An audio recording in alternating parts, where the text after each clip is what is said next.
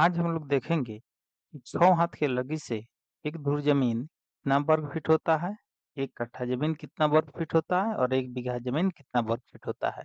तो हाथ से नापने की जो पद्धति है या लग्गी से नापने की जो पत्ती है वो देसी विधि है। ये सब हम लोग जानते हैं।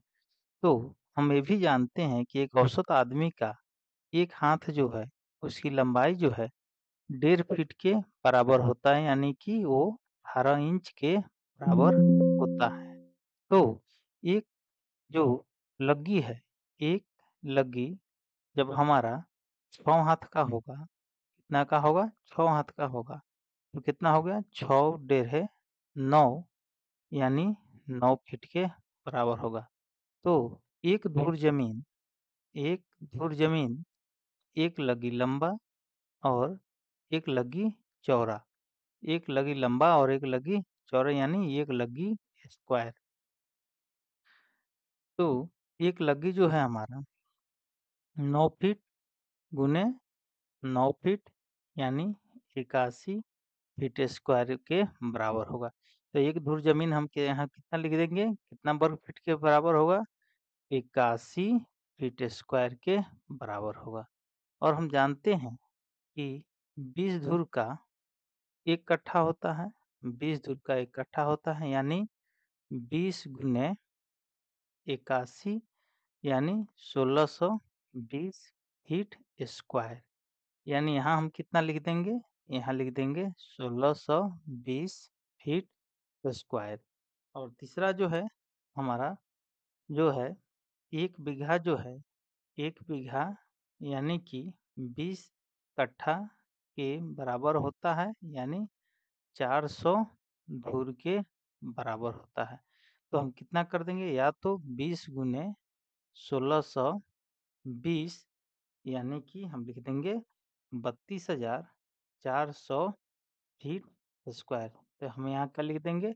32,400 फीट स्क्वायर। ठीक है? इस तरह से हम लोग ने देखा कि एक धुर ज़मीन 81 फीट स्क्वायर, 1 कट्ठा ज़मीन 1620 फीट स्क्वायर और 1 बीघा जो ज़मीन है वो जो है 32,400 फीट स्क्वायर। हमारे पास 6 लगी लंबा और 4 लगी 5 लगी चौड़ा एक खेत है। तो यहाँ पे हम देखेंगे कि एक लगी जो है, एक लगी कितने का है? एक लगी जो है हमारा 6 हाथ का है। तो हमारा रकबा इसका कितना हो जाएगा?